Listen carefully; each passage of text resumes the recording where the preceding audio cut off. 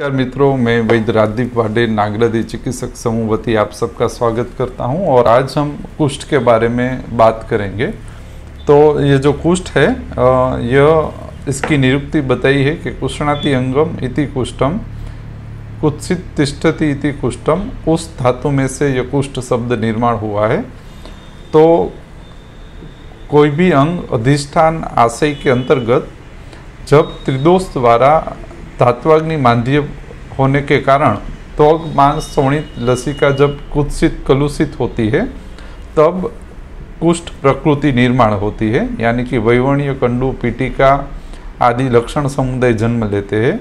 यह कुत्सित और कलुषित जो शब्द है उसकी यदि आप एग्जामिनेशन के रूप में परीक्षा देखें तो क्रिया हानि, वर्ण हानि और रचना हानि तीन स्थिति एक साथ निर्माण होके त्वग मांस शोणित लसिका या तो फिर कोई भी अंग आशय अवयव अधिष्ठान में वेदना, वर्ण और रचना तीनों साथ में बिगड़ने के कारण कुष्ठीकरण प्रक्रिया या कुष्ठ निर्माण होता है।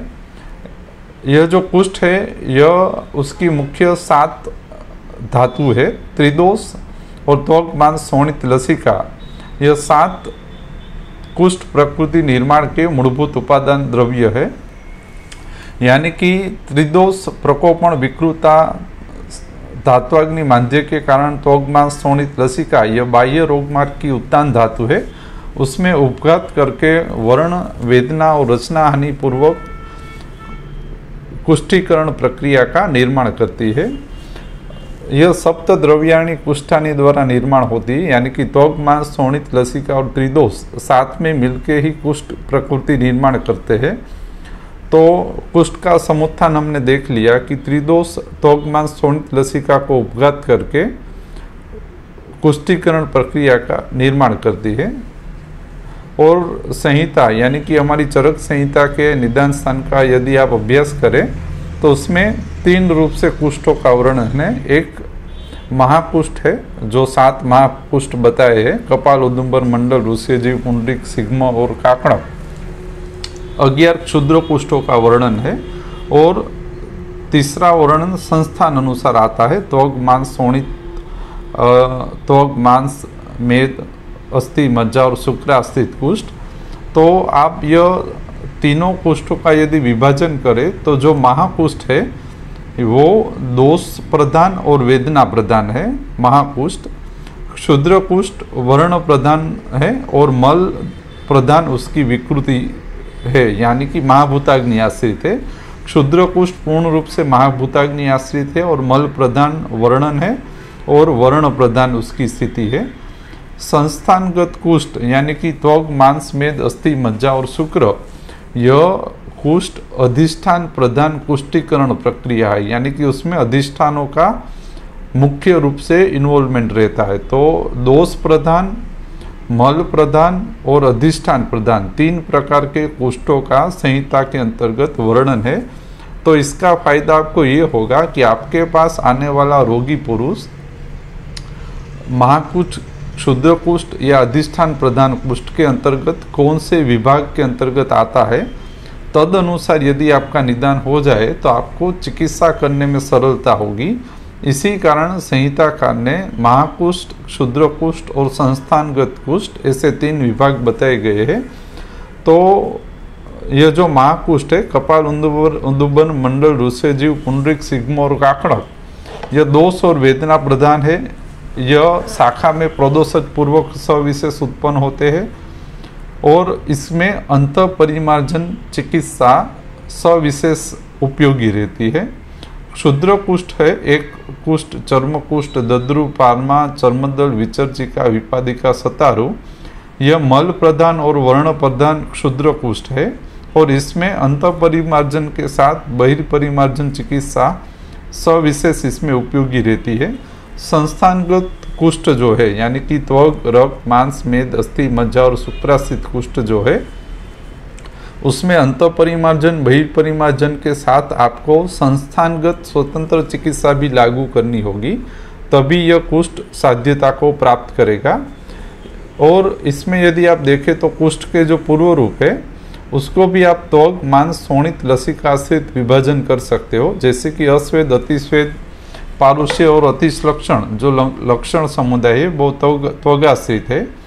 गौरव, स्वैथु, परियर्स, लोमर्स मांसाश्रित है। वैवर्ण्य, कंडु, विसर्पण शोणित आश्रित है। और काय, छिद्रेशु, उपदे वो लसिका आश्रित है। और स्वल्प, व्रणानाम, दुष्टि, संरोहण वो भी लसिका आश्रित है। तो आप त्वगवंश शोणित लसिका आश्रित भी पूर्व रूपों का विभाजन कर सकते हो।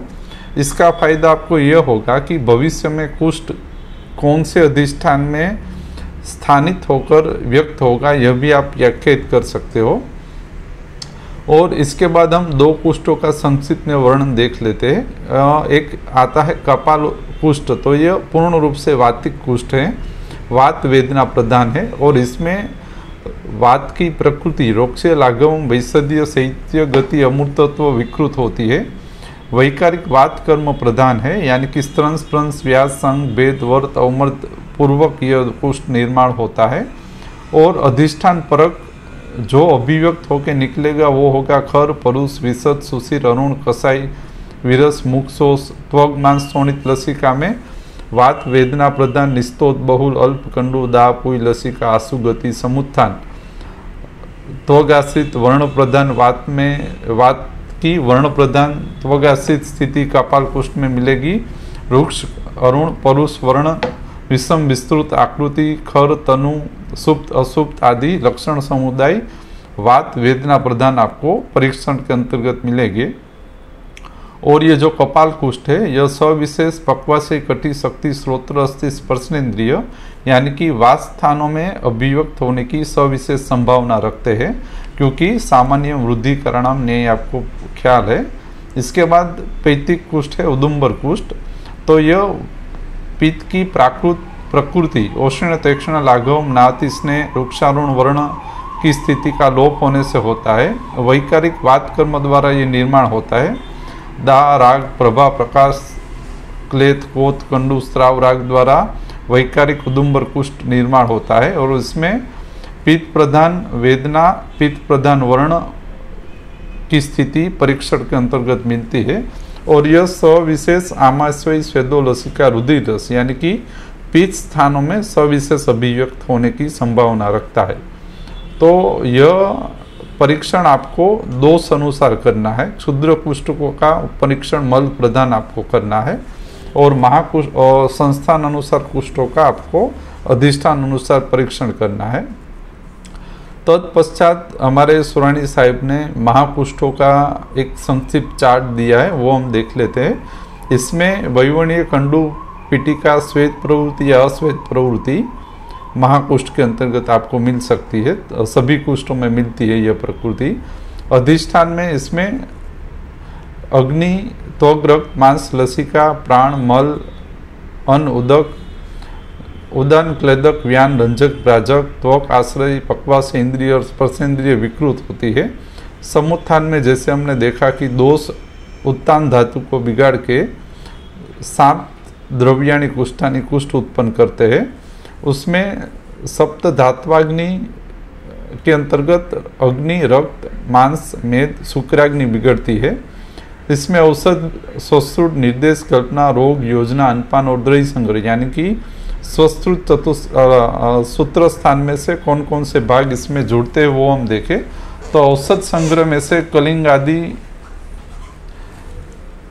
पाउडर, हरितकी और नीलिनी आदि का हम उपयोग करते हैं। स्वश्रुत में सिद्धार्थ तेल, हरिद्रादि लेप, मुस्तादि, उद्वर्तन, नीमपत्र, अरीठा स्नान और सिक्का का स्नान। निर्वात सेवन। निर्देश के अंतर्गत कफाश्रित, पक्वाशय और स्पर्शनेन्द्रिय निर्देश चतुष के अंतर्गत आता है। कल्पना में लंघन, दीपन, पाचन, स्नेहन, वमन, विरेचन, बस्ती, नस्य, शिरावेद इसके अंतर्गत। रोग में कुष्ठ रोग। योजना में लंघन, रुक्षण और स्नेहन का हम उपयोग करते हैं। अन्नपान में मग, मेथी, जौ, सामो, हरिद्रा का हम उपयोग करते हैं। और प्राणायतन में रक्त प्राणायतन, हृदय प्राणायतन और शुक्र प्राणायतन इसमें बिगड़ सकता है। इसकी चिकित्सा में निदान परिवर्जन में आता है स्वश्रुत और अन्नपान चतुष का संयोजन करके निदान परिवर्जन बनाए। उपक्रम में लंघन, रुक्षण और स्नेहन देना है। चिकित्सा में लंघन, दीपन, पाचन, स्नेहन, वमन, विरेचन, बस्ती, नस्य और शिरावेद का उपयोग करें। संप्राप्ति विघटन यानी कि निदान, परिवर्जन, उपक्रम, चिकित्सा क्रम चलाने से तीनों दोष अपने मार्ग से निकल के प्राकृत कर्म को स्थापित करें और त्वग, मांस, शोणित, लसिका अपने प्राकृत कर्म करने लगे, तब यह वर्णाश्रित विकृति पूर्ण रूप से साध्यता को प्राप्त करती है।